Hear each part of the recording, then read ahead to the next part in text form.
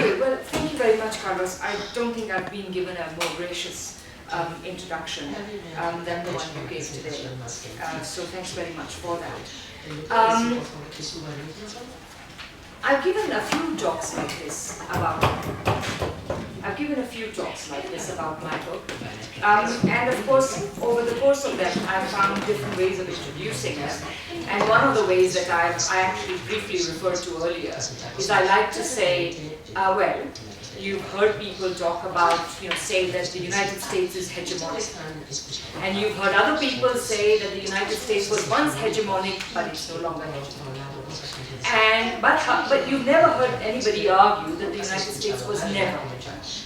And this is what my book argues. So that's one way of sort of introducing it. But let me actually introduce, spend a bit more time introducing it to you in a slightly different way. Something that I came upon as I was working on the paper that I presented a couple of days ago on Ernest Mandel. And it goes something like this. Many of you may have heard about this incident became very famous in England. The Queen visited the London School of Economics after the 2008 financial crisis. And normally, Her Majesty does not really say anything that indicates that she's irritated or upset or whatever. But apparently, she allowed herself to ask one of the economists there the question, why didn't you all see this coming? Effectively pointing out that we pay you to study the economy. You are the ones who are supposed to warn us about these catastrophes, and you didn't. What went wrong? There's something seriously wrong. I mean, this is practically a version of lèse-majesté, or however you say it. That is Her Majesty sort of stooping to violating her own majesty. Anyhow, the point is that if this is true of economics, and of course since the crisis we have read a lot of things about how economics, the mainstream economics profession, is so problematic, and it makes these assumptions which do not allow it to see the problems in the economy, etc. Indeed, right into something I'll discuss in my book as well. Right up to the moment the crisis hit, the economics profession was actually denying any possibility of crisis. Nouriel Roubini, who is one of the few economists who was warning of the crisis, you can still go to YouTube and see clips of Nouriel Roubini getting laughed at when he tried to say, look, this is a very unstable situation, this could lead to a big financial crisis, etc., etc. He just got laughed at. And you can see those now. And of course, who got the last laugh, right? This is the question. Anyway, if this is true of economics, it is at least as true, if not more true, of the ideas that we have of the way in which the world's economic order works. And this is generally, by the way, in politics we have a field called international relations, and one part of international relations is the field of international political economy. It's a relatively young field. It did not exist until about the early 1970s. So this is, but of course, international political economy by definition is very multidisciplinary, so you get, of course, political scientists working on it, but sociologists, geographers, you name it, people are from different directions. They have contributed to IPEA. By the way, it used to be called international political economy, but under the thrust of the energy of globalization discourse, some people began to call it global political economy. And I suppose what I'm trying to say is that all these ideas, whether they were generated within this discipline or in cognate disciplines, the ideas that we have of the way the world order works are basically not viable. They did not anticipate something that began to be announced right after the crisis hit, namely multipolarity. Right from the President of the United States downwards, major figures, intellectuals, etc. started saying, well, we live in a multipolar world. But of course, like the crisis, which had been incubating for such a long time, multipolarity did not burst upon the world in 2008. It had been in the making for a very long time, and of course in my book I argue that actually you can imagine, or if you really think seriously about it, the first multipolar moment in the history of the world was circa 1870, when Great Britain, the first industrializer, began to face competition from at least three, if not other industrializers, Germany, the United States, to a lesser extent Japan and other countries, who had industrialized in a way behind protectionist walls in order to begin to compete with the United Kingdom. And since then, there have been a number of episodes of further additions to multipolarity in which you have a similar situation, the spread of productive power, the further spread of productive power under the steam of what I call contender industrialization, state-directed industrialization in different parts of the world. And the significance of the present moment of multipolarity lies in the fact that for the first time, probably, in the history of the modern capitalist world order, in the history of imperialism, if you want to call it that, we have industrialization of a fairly powerful sort taking place not just in the richer countries of the world, but taking place in countries that used to be colonized or were semi-colonized. And I think this is the historical significance of the present moment of multipolarity. So it's different. So in a sense, as I described in my book, I had nearly finished writing the book when the title occurred to me. I had given it other titles, which were never very satisfactory, but I said, okay, I'll think about it once I finish writing it. And as I was approaching the closing of the writing of this book, suddenly it occurred to me, there was a sort of moment of self-consciousness in which I realized that I realized more fully what I had been doing for all these years over which I've been writing this book. And that is, I was contesting of course, as Carlos already pointed out, I was contesting a lot of received understandings about the world order that were generated in GPEIP and even earlier. And I'll talk more about that in a little while. But most importantly, I've been doing it from a point of view which was directly opposed to neoclassical economics. And the significance of this is that some version of neoclassical economics' description of the world order was also accepted by people, and continues to be accepted by people who do international/global political economy. They accept that. And what I was trying to do is I said, this is why we could not anticipate multipolarity. And that is why we need to reach back over, and here I'm going to, I don't know how this will work, but if I stand and talk, can I move it? Yes. Okay, so that is partly why, I mean, if you think about the history of the study of the economy, just imagine that you begin in 1776 with Adam Smith's Wealth of Nations, etc., and then so you get, your Smith and your Ricardo, and of course Karl Marx and Friedrich Engels. But circa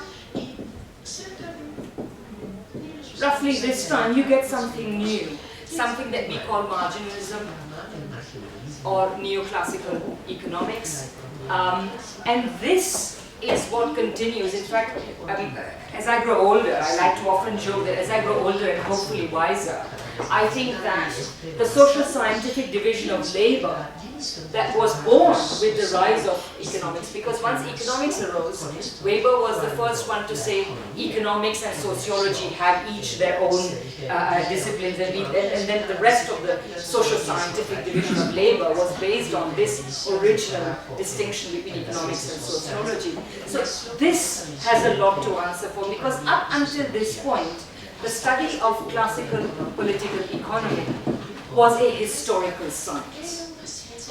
At this point, it became a social science, an ahistorical social science. And that is, this is why a lot of our understandings of social society are problematic, including economy.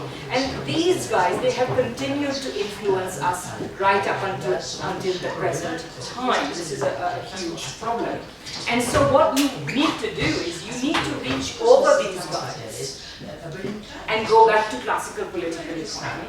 And to this you can add, because here there were always, of course, John Maynard Keynes, Karl Polanyi, other critics of neoclassical economics, and also developmental states, people who insisted that states play a very important role in development. So what I'm trying to do is create a new lineage of the resources we have with which we can try to understand what's going on. Of course, very importantly, there's economic history itself, the discipline which is hardly ever taught in economics departments. And so the reason why I feel that what I call international / global political economy is wrong is because it accepts so much of neoclassical economics. And we have to move away from that, reject that, and regenerate our understanding of a classical political economy. 2 more points. Some version of neoclassical economics, unfortunately, also got accepted by people who call themselves Marxist economists. Okay? Because, again, roughly around this time, from the late 19th century onwards, a lot of people became Marxist economists in a new way. Marx and Engels and people who followed them had basically taken classical political economy, demonstrated its contradictions and its evasions and the problems it could not solve, solved them in a radically new way, etc. So they were still within. I mean, Karl Marx and Friedrich Engels, I would say, are the pinnacle of classical political economy. But in engaging with the literature and classical political economy, they changed it forever. They made it impossible for the bourgeoisie to use classical political economy as a legitimation for capitalism. That's why neoclassical economics had to be born, okay, to create a new justification for that. But the new Marxist economists, they were often economists first and came to Marxism afterwards. And so what they tried to do is they tried to fit Marxism into the mold of neoclassical economics. And if you know anything about the difference between these two things, you will realize that this would create a monster, right? You cannot combine these two things. They are antithetical. Neoclassical economics emerged precisely because Marx and Engels had made classical political economy unusable as a justification for legitimizing capitalism. In particular, because there were 2 fictions. One which mystified the workings of the national economy, and the other which mystified the workings of the world economy. One was Say's law, and the other was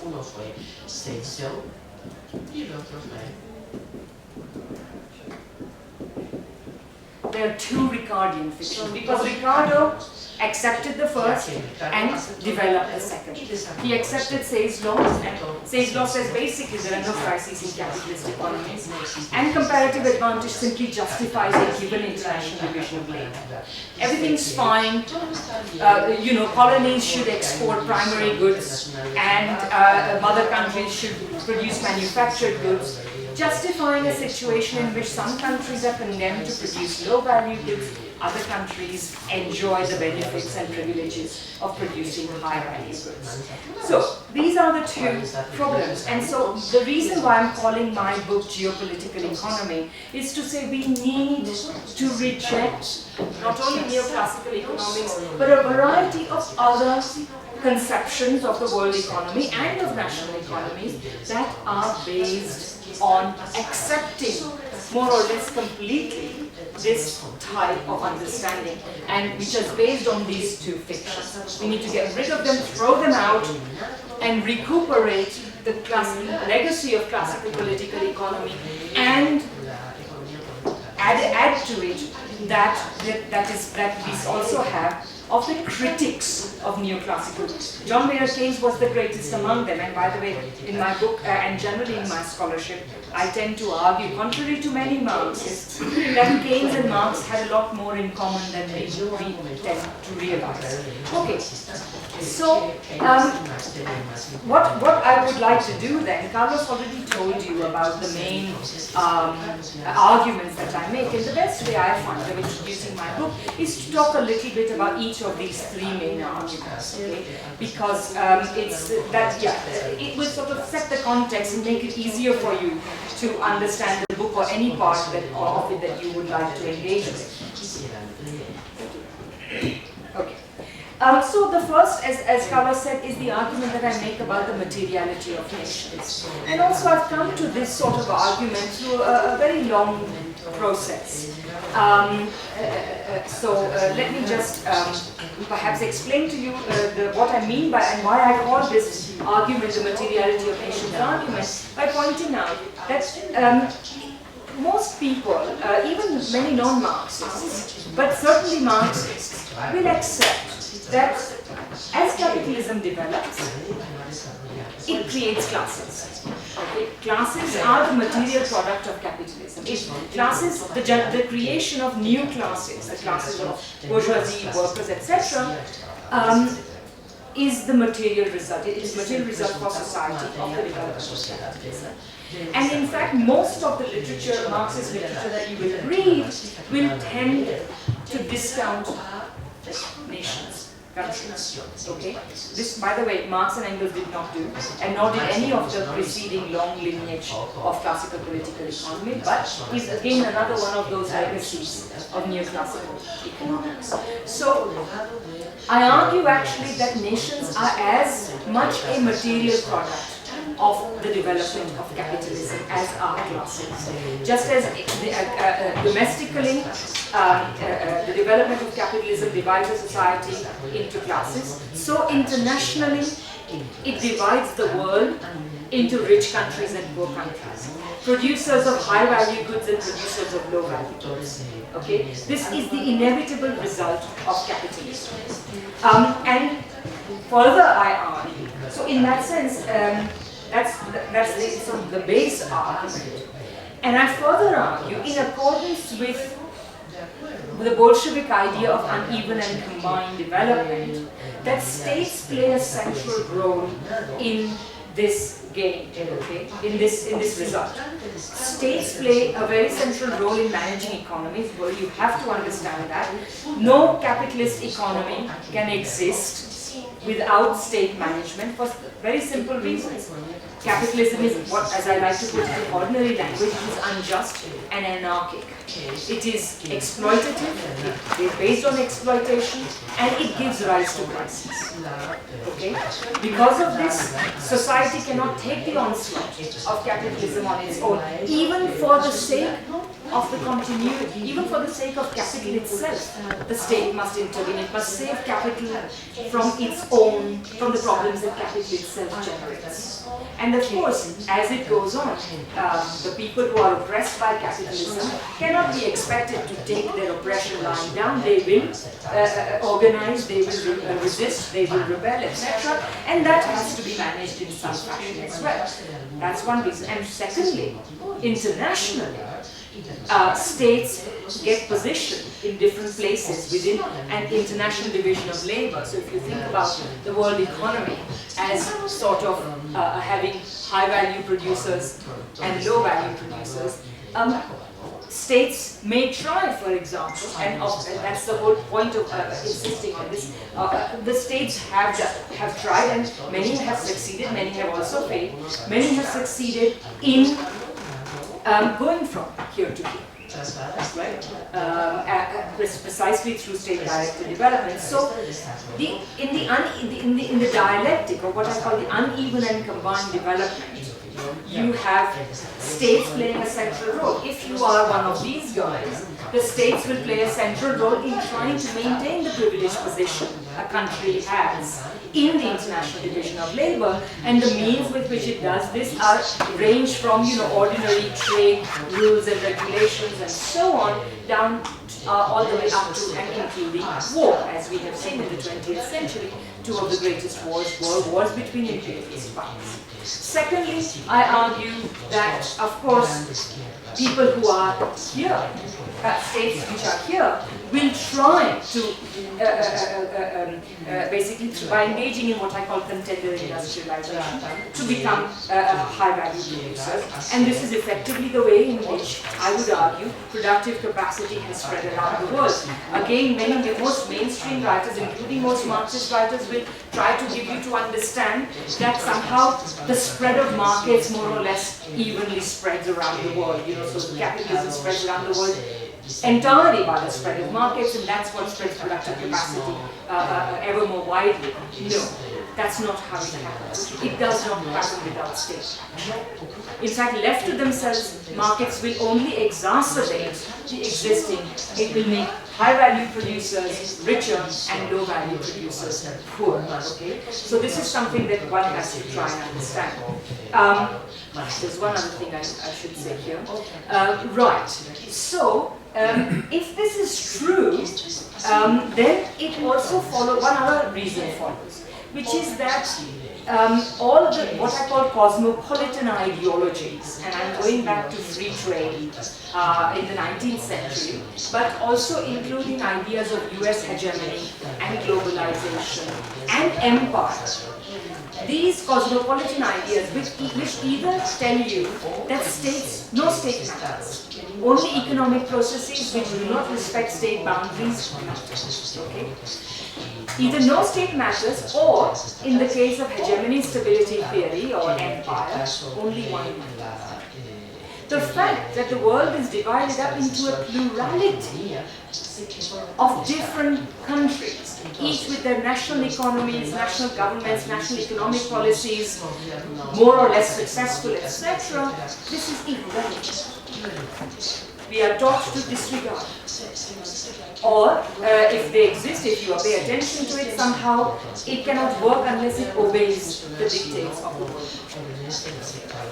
No, this is also, these ideologies have historically actually performed the function of reinforcing the position of the high-value producers by trying to discourage low-value producers from undertaking contender industrialization. Saying you just should not you should not engage in this. What the world economy, the international division of labor that exists is fine, simply one or another version of comparative advantage. So cosmopolitan ideologies which try to write the state out of the script of capitalism have this result.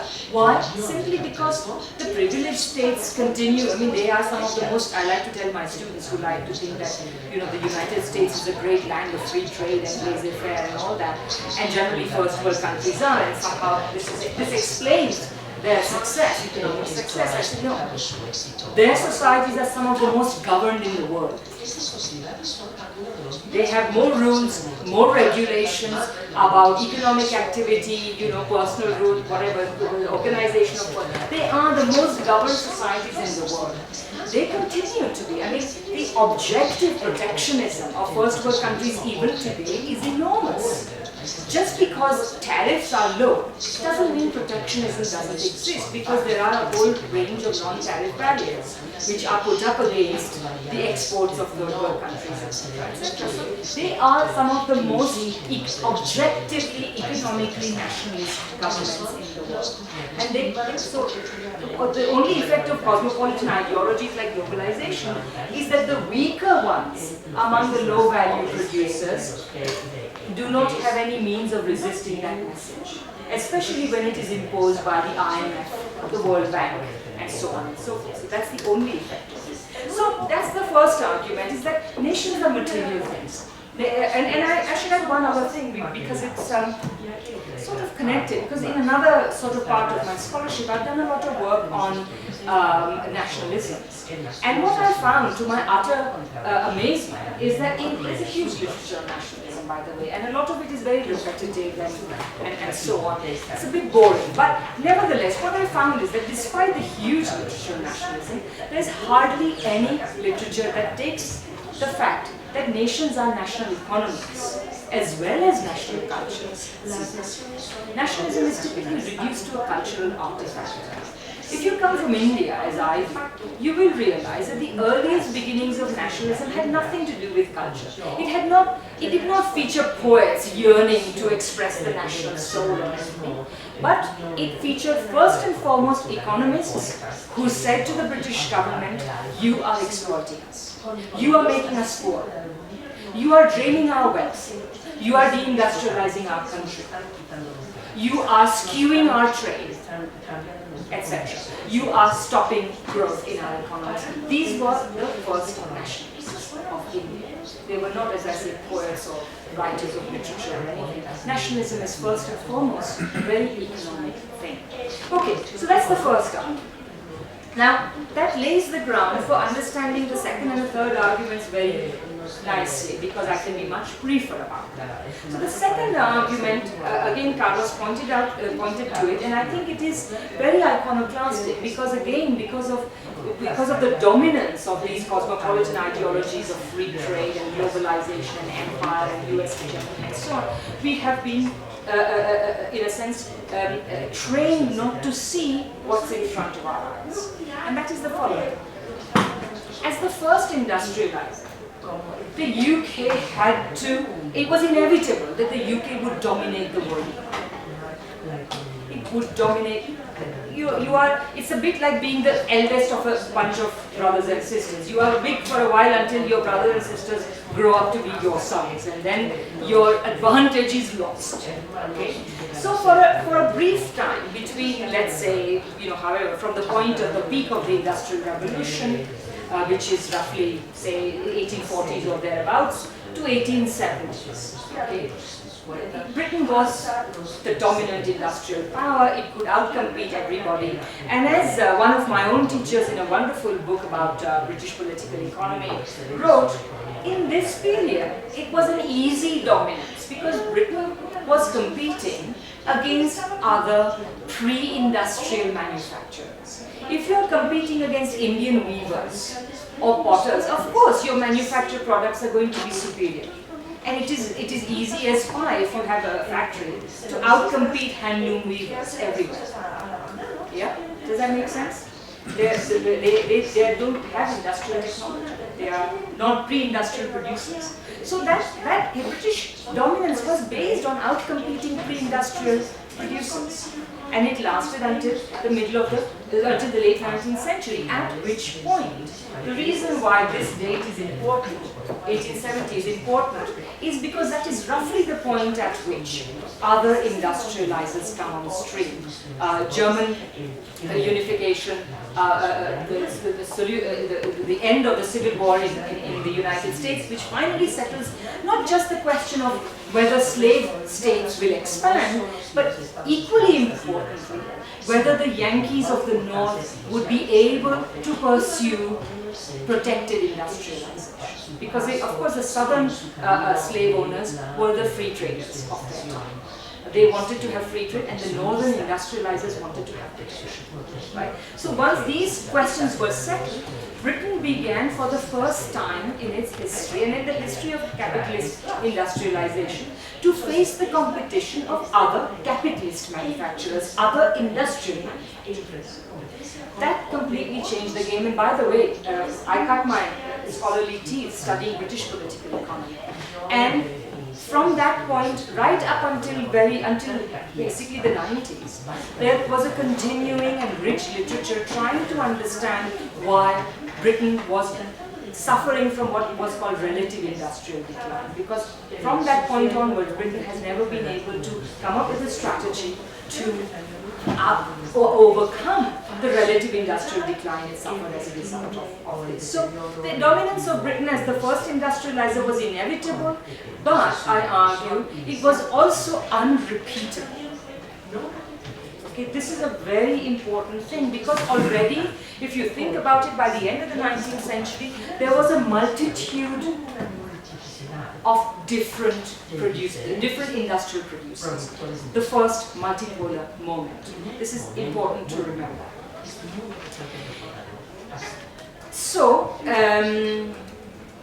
trying to remember if I need to say, anyway, if I need to say something, it will come back. So, yes, so then what you get, however, is the following situation. I'm sure to some extent, if you really read the stuff, you know, about Germany and Japan and whatever, you would find similar ambitions. That is to say, these newly industrializing countries of the time. I don't know how many of you are familiar with the acronym. I'm sure there's a Spanish version, but for a while, newly industrializing countries became a very important acronym in the 1970s, referring to South Korea, Taiwan, and their industrialization. But if you think about it, the Germanys and the United States were the first newly industrializing countries of their time. Okay, and they engaged in a contemporary industrialization. So all of these would probably have nursed some kind of ambition to replace Britain. You know, why not? You know, Britain had such a wonderful time, you know, the dominant power of the world. Maybe these guys thought more, not just the United States, but the other ones thought so too. But I focus on the US because the US is the important one for my story.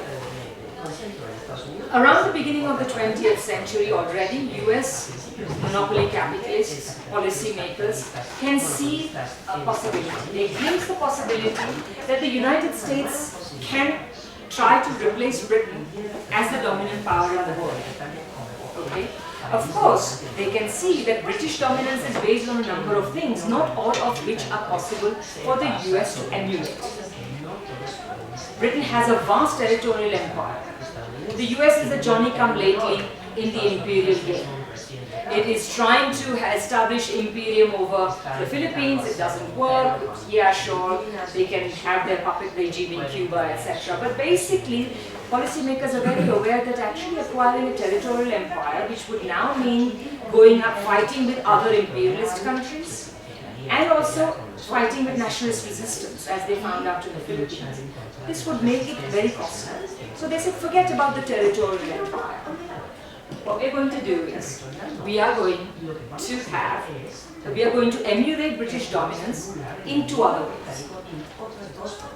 Number one, we are going to make the dollar the world's currency in the way that the sterling has been the world's currency. And number two, we are going to make New York the world's financial center in the way that London is the world's financial center. And by the way, all the definitions that, you know, all these literatures by hegemony are full of very different definitions, simply because basically, you know, you want to contribute to this effectively a false literature, then you can come up with your own definition.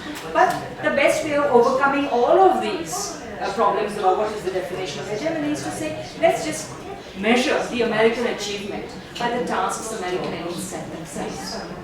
They chose this benchmark. Let's see now how America did. So the United States began to glimpse this possibility. Of course, it would never succeed for reasons, as I have already pointed out. The world had already become multipolar. But it would also not succeed because even in this limited form, you can call it imperialism light, diet imperialism, whatever, right? Even in this form, they forgot that Britain could only keep sterling as the world's currency because Britain had colonies whose surpluses effectively were the capital that effectively gave the UK the capital that it exported. Because it was Britain's capital exports that allowed sterling to be the world's currency. Okay? And this was completely reliant on the fact that imperialism existed, that it had colonies. Okay, so the United States, I argue, tried. It was very committed. One after another, successive US governments were deeply committed to these goals. They tried to achieve them. But my book is basically a story about how they failed repeatedly. Every strategy failed, came up with a new strategy, it also failed, etc. So that's the second argument. And then finally, the final argument is, of course, that the United States came up with a lot of ideologies, trying to justify its various actions. And I traced them all. And globalization and empire were the last two. And I show how this was, that is, there is the rhetoric of globalization, but what is the geopolitical economy underlying it. It's the geopolitical economy of the US stock market bubble. And then there is the rhetoric of empire. And what is the geopolitical economy underlying that? It is that of the US housing bubble. And by the way, one of the things that I also do in my book is I cast new light on the meaning of financialization. People use the term financialization as a singular. It's a phenomena that is the same thing beginning in roughly the 1980s, early 1980s. You can see financialization has sort of advanced inexorably. And people also assume that financialization is affecting more or less every economy in more or less similar ways and to the same extent. And I argue for using the term financialization as a plural because there are a number of discrete episodes of financialization. Not only that, not all countries are affected equally by financialization. The core of financialization around the world was in fact the US and the UK. The UK, I like to put it, played Robin to the US Batman in sort of the little helper who helps the big guy, you know. So except for the US and the UK, no other economy, barring some really problematic instances like Iceland, for example, and so on, no other economy was as financialized, and for good reason. And so that's one part of my argument. So that financialization does not just have a history; it has a geography.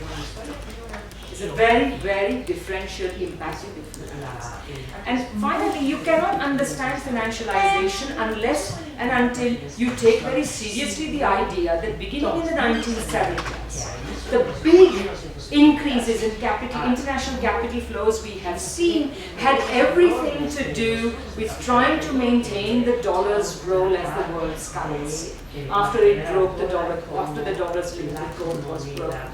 So that because one of the things that has to happen in order for the dollar to be widely accepted is that there has to be a wide spread of the dollar. So the function of financialization was to effectively create a lot of holders of dollars around the world. Okay. And each one of these bubbles failed, and they had to be replaced by another bubble.